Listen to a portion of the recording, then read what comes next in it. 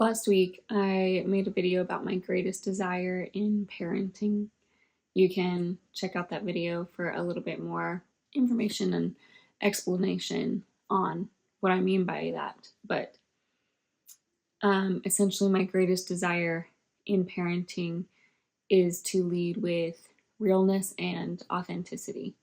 It's my opinion that a lot of us are walking around not quite present or honest with our true selves, and that's having a less than desirable impact on our relationships, including those closest relationships with our families and our relationships with ourselves.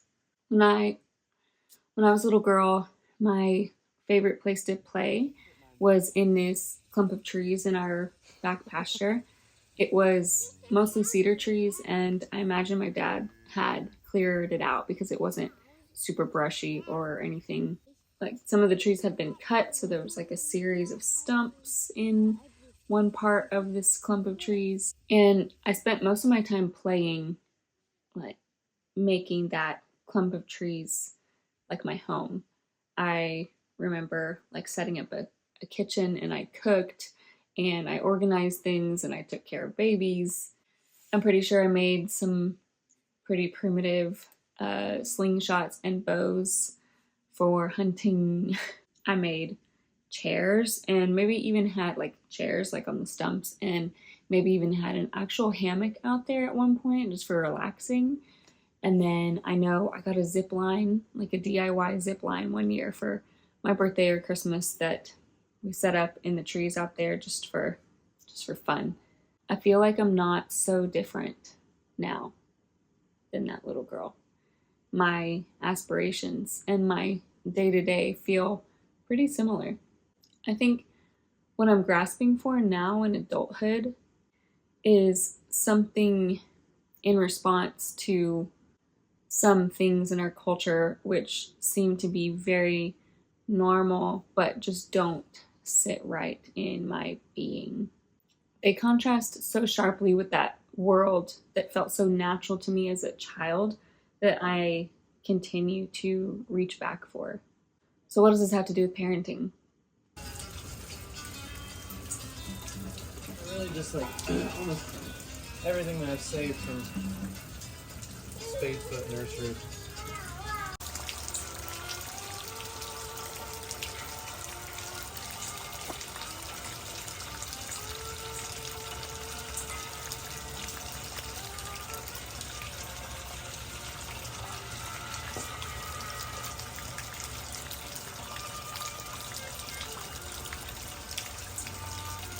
Parenting has offered me this shuttle to return home to myself. Through the beauty and the challenges that have come with parenting, I have exposed parts of myself that I haven't, been aware of or acknowledged probably since I was a little girl playing in the trees. It's not that I feel like my whole lifetime since then has been a complete lie or anything. I've lived what feels like multiple beautiful lives with so many beautiful people in wonderful places. But if you're a parent, you know that parenting can unexpectedly bring stuff up that you didn't know was there. It can challenge you and your relationships in new ways. So over the last year or so, probably what parenting has exposed for me is areas in my life and in the life of my little family where we drifted a little bit from realness and authenticity. By family here, I mean my little unit, myself, my husband, our children. The past year or so exposed areas where maybe we sacrificed too much that was in contradiction to our values. So what do you do with that? What do you do when something feels off? Like something is just not quite right and you know that it's time to course correct. How do you ensure that you're living the most present, realist life with your family in a way that is nourishing and life-giving and will continue to be so for years and years to come? You have to connect to the real stuff.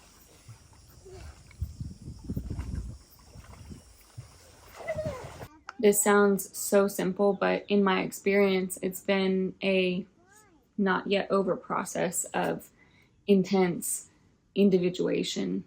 Like I said, I've known realness to be a value of mine for some time, but it's taken time to fully wrap my mind around what that means, to fully discover the value and the words. What makes this so complex is that to imbibe your family with realness, you have to start with yourself first. You have to be prepared to look into your own dark corners, your own shadows, and come to terms with those. You might have to acknowledge some characteristics that you embody, maybe that you acquired through your upbringing that are no fault of your own, but that you have to take responsibility for, like today. And like I mentioned in the last video, I don't know if the process of individuation, of coming home to yourself, is ever fully achieved. That's probably what death is. But in working towards ourselves, I think we can live a fuller, more authentic life. Making a decent potting soil. More compost mix up. And then, in my experience, the next step, or maybe the step in tandem, is to be real with your partner, your spouse, who you're raising your children with. In my experience, that's my husband of 10 years. I think if you have the opportunity to experience a partnership that you feel is sacred and timeless, then you need to treat it like that, like a sacred union. Your union deserves to be attended to and maintained through all of the phases that it travels through, even called into question if need be, like a checkup on the foundations of your relationship. And that's not easy either. But if you're ready to accept that you still might have things to learn about yourself, imagine how much you still have to learn about your partner, how much more there is to love through your partner. And as it pertains to your family, imagine how powerful it is for your children, for you to be connected to your true and authentic self. And then imagine what kind of exponentially, powerfully loving environment your children could experience when you and your partner are in that sacred union space. When you are so authentically intertwined with one another that there's no room for anything outside of your values. Oh, too much.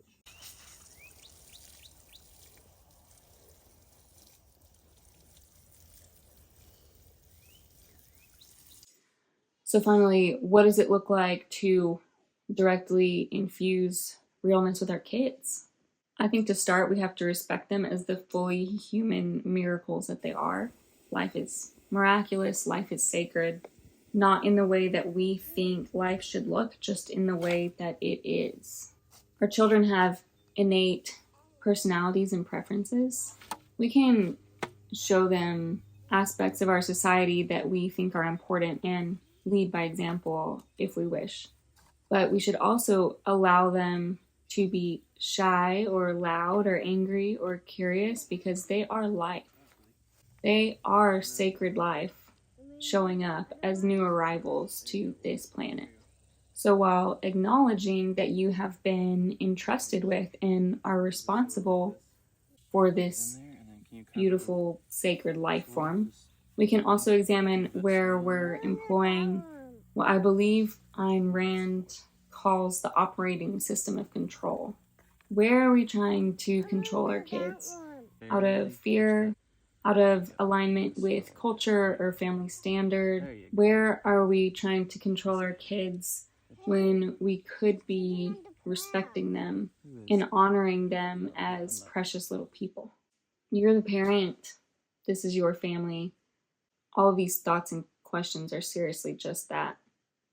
Just leads that could open up avenues for you to exist in more realness, connected to the real stuff.